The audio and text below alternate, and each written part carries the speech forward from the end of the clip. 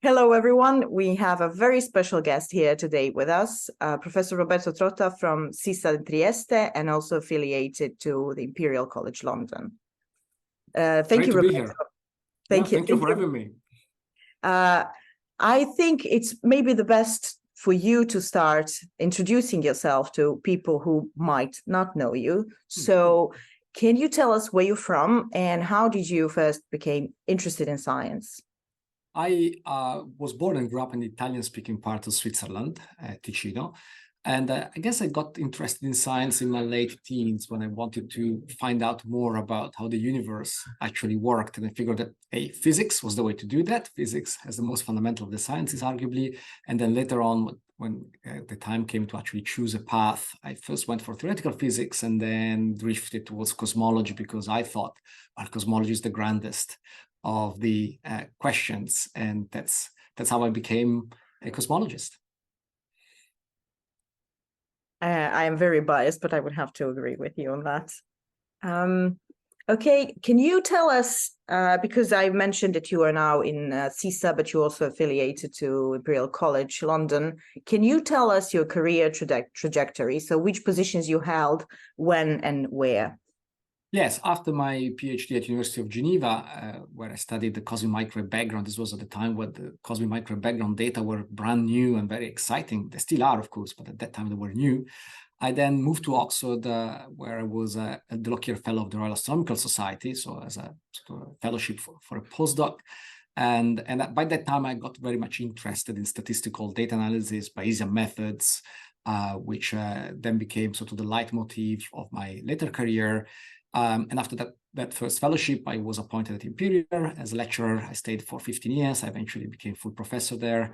And I recently moved 3 years ago to SISSA in Trieste, where I'm the head of data science. And my work has evolved since then to become more and more focused on machine learning, neural networks, and all of the new fancy ways of analyzing data that we now have. Fantastic. So you mentioned many places from Geneva to Oxford and now in Italy. Can you tell us, in your career so far, at what point were you the most excited and what were you excited about? Well, I think, a career in science is about being excited pretty much all the time, really, because there's always something new to be excited about. When I started off, I remember being very excited about the cosmic microwave background and how to interpret those early results. It was pre-WMAP, very, very early times when we're only starting to uncover the power spectrum of the microwave background. It was very exciting times. Nobody knew what was in store.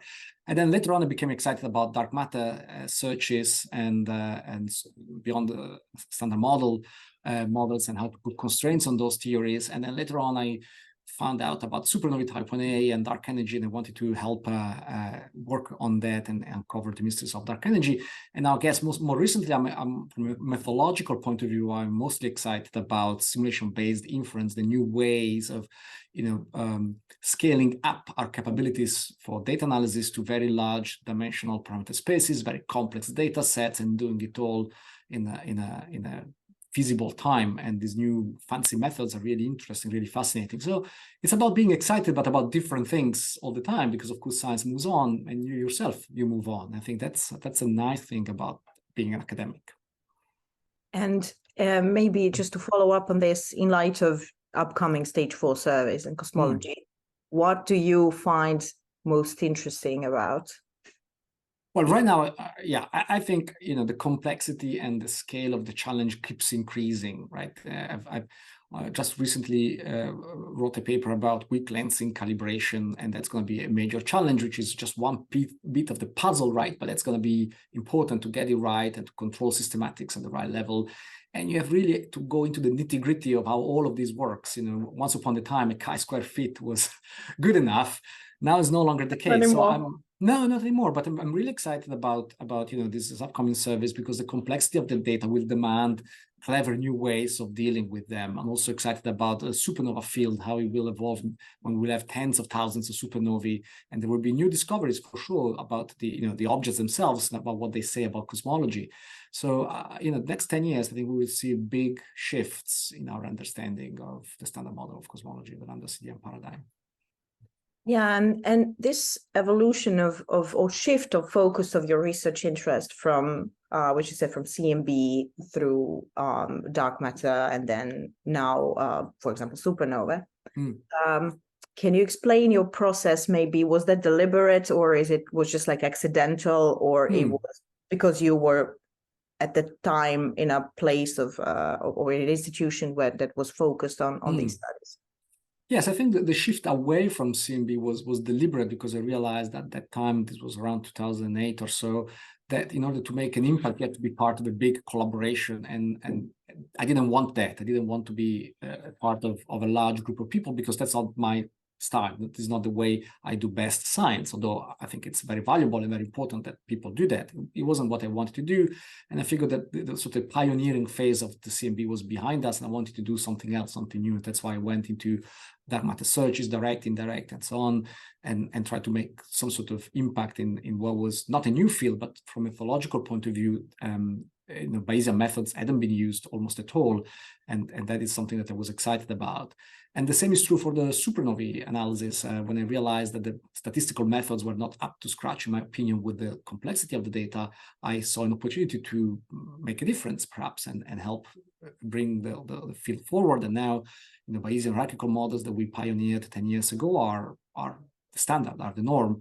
And so now I'm onto the next stage of that, doing simulation-based inference, marginal inference stuff that it's being invented as we speak. And I think that will be the new standard 10 years from now, because the data will demand it. So it was a mix of opportunistic views of things that might be coming, and also, of course, data coming in, and the knowledge that we needed ways of making sense of those data. I am really relating to everything you're saying from a personal level. So maybe at this moment, just to maybe wrap up this more sciencey part of the interview. So what are you personally most excited about currently, like the most exciting open questions in your research area? Well, I think there are a few big areas that we really desperately need to make progress on. One is the Hubble tension. Really, this is something that we need to understand, because it might be quote unquote nothing, although if it's nothing as in something in the data, it's quite profound, because we haven't found out what it is not yet. So even if it's nothing, it's a quite difficult nothing. Or it might be something really physically motivated, and that would be quite important to establish. It would be huge. It will be huge. So I think that's a big challenge that we as a community we need to face. The other thing that on the more positive side, what I'm very excited about, is the development of gravitational wave astronomy, which of course is now really going fast, and we'll have lots of signals in the next few years, and lots of challenges to analyze those signals, use them also for cosmological analysis. And that will be for sure a new window on the universe. And from that, I'm sure there's lots to be learned. So these two things together, I think, will shape our understanding of the cosmos within a few, not even a few decades, a few years. Yeah, exactly. Multi-messenger precision cosmology. Yes. Very neat way of putting it. Yes. Yes. So, what do you really like about being a scientist, and what do you dislike? What I like is freedom. Freedom of pursuing, with some constraints, of course, but freedom of pursuing whatever you're passionate about, academically and otherwise. I'm also very much interested in science communication, which is another aspect of what I think is the job of the scientist. And so being able to do different things, to interact with the public, to write books, or write theater plays connected with cosmology and astronomy. That's good, because it keeps my creative juices flowing, and it keeps life interesting and stimulating. And also from a scientific point of view, academically, being able to work with smart young people who really bringing the field forward. To me, also working with younger physicists and PhD students and researchers is wonderful. It keeps me awake, it keeps me interested, and it gives me new ideas. That's a great side of things. Any job has got downsides, but and I think academia, maybe the one downside that I would mention is that despite us, trying to be as enlightened as we can be, we're still not making enough progress, I think, in terms of, for example, gender balance and diversity in academia. That to me, that's something constantly disappointing. And I think, you know, we're trying our best, but we're not succeeding, not as fast as we should. There's lots more to do. So that's one aspect that, you know, sometimes I ponder, and I'm thinking, you know, yeah, also in the wake of things like the AstroSH movement and these horrible things that we hear about happening in the community, we must do better. That's not good enough, and each one of us has to do their bit and try to make astronomy and in general science more inclusive, more open, more diverse, and more welcoming as well. Yes, absolutely agree with everything you said. So we know that we as scientists, we need to, or it's part of the job that you constantly need to improve yourself. So what are the skills that you are very proud of that you have, and also what are you working on developing? Which skills are you developing now?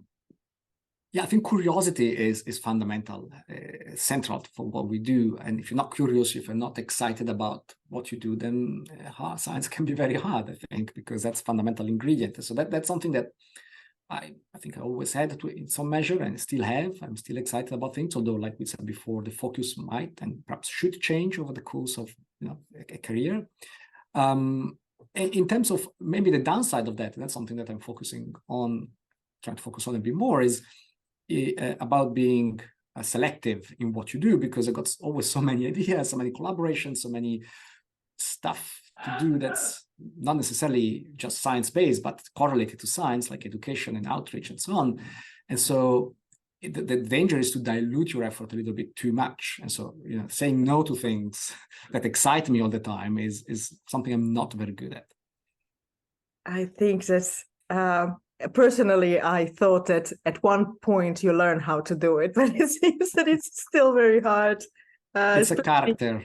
Yeah, but I think it's also like you watch a talk about a field you don't work in, and it's like, I want to work on this, right? I mean, everyone gets that. Like, this is fantastic. Why? Yes. Try, you know, make it, you know, connected to my field, and yeah. Yes. But exoplanets. Who doesn't want to do exoplanets? Yes. Like voids, or I don't know, like cosmic voids. I think it's very fascinating. Oh, fantastic! Yeah. Okay, so it's a carefully orchestrated ballet, I guess. It is. It is. Yeah. So what is, in your opinion, the biggest obstacle that's slowing down your research field right now? I think probably the lack of a clear understanding of how to go to the next level of data analysis. I think, you know, we've been doing Bayesian data analysis and our hierarchical models for many years. We're pushing it to incredible extent. I mean, there's work out there that does things in very high dimensions, very complex quantum spaces, very complicated models. But we're constantly pushing that boundary, and there's constantly a frontier there. And so right now, everybody's trying to figure out, you know, what is the next level? How do we take it to the next level? And like I was saying before, I think Bayesian simulation-based inference and marginal inference have a role to play in that, and might even become standard and indispensable. They are quite fiddly, I find, quite difficult to make it work, quite difficult to convince yourself that they are working to the level of precision and accuracy that you'd like. And so I think that kind of boundary is where we're currently all pushing, you know, be it gravitational waves, dark matter, dark energy, you know, from a methodological point of view, they all share that challenge right now. Yeah, exactly. So what do you hope to see accomplished scientifically in the next 20, 30 years? I would like to see the lambda CDM model broken in some way, as in not broken and not to be replaced by anything else, but, you know, we've been stuck here for a number of years now, and it's incremental, you know, it's incremental progress, it's precision cosmology, it's error bars coming down all the time, but yet we don't see really a revolutionary moment of understanding of what it is that this model actually is made of. And I think, you know, I would like to see, you know, either a theoretical or a decisive data shift, perhaps against it, because if we keep, you know, doing better and better observations and more data, and we keep just reducing those error bars to nothing, you know, at some point we'll just have to give up unless something really new breaks it. Like a paradigm shift or a completely new point of view, right? Because you're doing the same thing just with more, as you say, Yeah. more exact. Yeah. It's incremental. Yeah. Yes.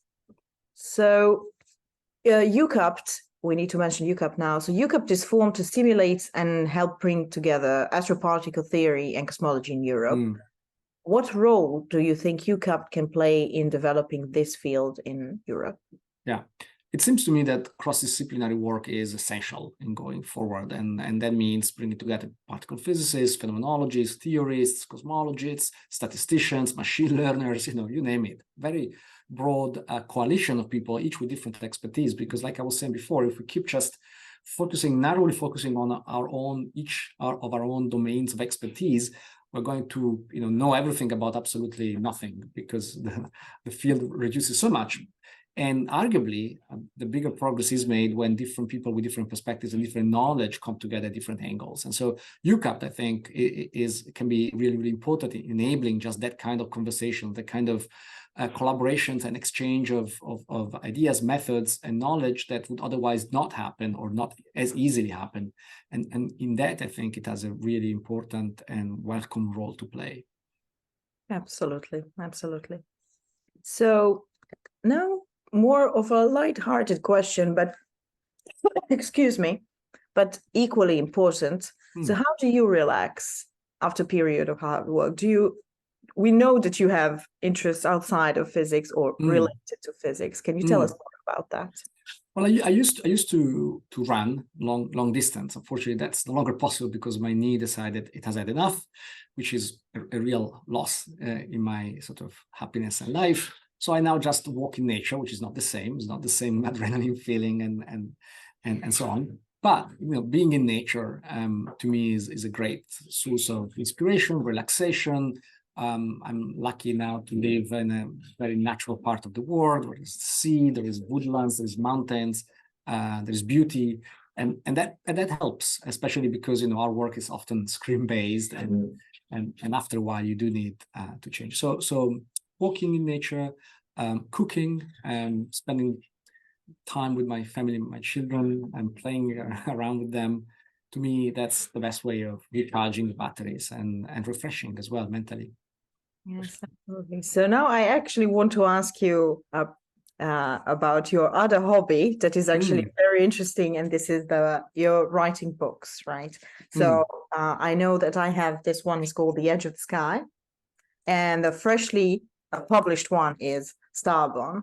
So can you tell us maybe about your process? Maybe like in very few sentences, you can say what these books are about, but what we would like to showcase younger scientists is how do you find the time to, with your busy schedule to actually write books, and what is your process? Yes, those are two books that are very different between them. The Edge of the Sky is a 10-year-old book by now that was written using only the most common 1,000 words in English, and universe is not one of them. So it's a book about cosmology without the word universe and without many other words in it. It was a little bit of a creative writing experiment, while Starborn is brand new.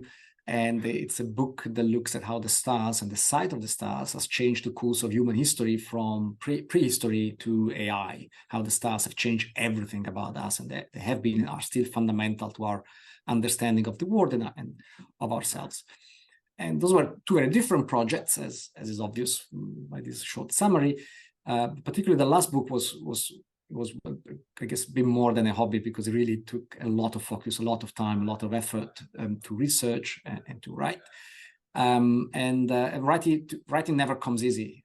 Writing is always, facing this blank page and feeling that whatever you've written is not good enough. You have something in mind and you can't quite put it down, and when it's down, it's not quite what you want. So it's a real challenge. At the same time, I felt I had something to say. There was something I wanted to express, and this book is my answer to that urge. But it doesn't come cheap, because it means getting up at 5 a.m. to get 2 hours before the family wakes up, or it means taking off time, days away from work, and then of course work doesn't go away, so then you have to catch up later. So it comes at a price, a personal price, a family price as well. I appreciate my wife, my children having to put up with me putting in the extra hours for 3 years. So it's a price. I think it's worth paying, because at the end of the day, you got this thing that you're more or less happy with, but it's your baby, and in a way, it's something that I really felt I wanted to express. And it's beautiful to hold a book that you've written once it's out. At the same time, it's a challenge. So however long you think it will take, it always takes 3 times as much. And but it's nice. It's a nice endeavor if you like communicating some ideas. It's a different format than papers, a different format than talk, is its own thing. Yeah, and it's important to, well, either read or write something that is non-sciencey. It gives you a different perspective, right? And it makes you write better papers later. Yes. Yeah. So you mentioned challenges in general, and we would like at EuCAPT to also show younger scientists and people like you, who are very prominent in the field and contributed tremendously, actually face challenges on a day-to-day basis or often, but it's not often talked about. So can you tell us maybe how you, what would be advice maybe for younger people who are starting in the field, and how to deal with these difficulties that the field brings? Yes, it's true. It's a career in our field is difficult, often fraught with obstacles, and more so for minority groups, more so for women. Actually, going back to what we were saying before, unfortunately, is something that we need to work on more and more. It's still not where it should be. And so I personally have had, been quite privileged in a sense, because, being part of the majority group, I certainly did not experience many of the obstacles or small headwinds that others. So I'm perhaps not a very good example of, of having had hard time. I mean, everybody's got difficult times, myself included, but I'm very aware that others are in an even worse situation, or more difficult situation, more challenging situation than I.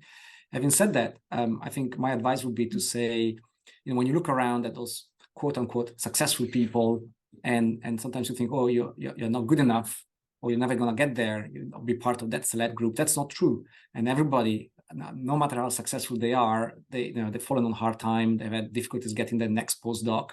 They got papers rejected, or felt that their work wasn't up to standards. That's part, unfortunately, is part of what research at the edge is. Although some of these things we should be able to take away and reduce that stress, that pressure, which is not good for anybody involved. And so, that stressful situation of not knowing where your next position will come from, not knowing whether that paper is good enough, or looking around and seeing all your peers doing apparently better than you, and all the travel that puts a lot of effort on, you have to put a lot of effort in, put strain on your relationships, for example. Those are things that we've all experienced, and it's absolutely normal that they wear you down at some point or another. And if that's the case, don't despair, don't give up, don't think you are not good enough. Is common. It happens to everybody. Thank you, Roberto. Do you, maybe to close up, have some general message, maybe to your younger self or to younger people? Yes, I would probably say, don't worry so much. Yes. Don't worry so much, because it's going to be all right in the end. But of course, I know that, 20 years later, it's too easy to say after the fact. When you are in that situation, when you are young, when you are... Hindsight is a powerful thing. Yeah, exactly. And it's not very useful either when you are in that situation where you don't have that insight. But I think equally the idea is that, I think the idea should be that if we can build a community around people and make people feel that they're part of, something that's bigger than themselves, and at the same time they can contribute meaningfully, that's a powerful way of actually supporting people towards achieving their best possible self.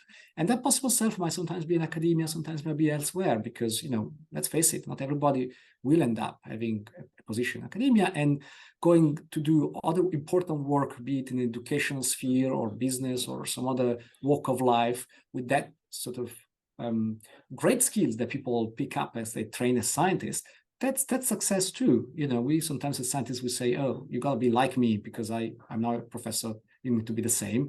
But what makes me happy is not the same as what makes you happy. So the point, I guess my advice to myself 20 years ago and to anybody who's looking ahead, I think would be just find the path that makes you happy and follow it. It's your path. And what other people have done is not necessarily an example. You have to find your own way and choose what makes you happy now, because working towards something we'll make up in 20 years' time, it ensures 20 years of being miserable, which is not very good. Not very good. Thank you, Roberto. Thank you so much for your time and for sharing some personal details from your life as a scientist and your personal life. Thank you very much. Thank you.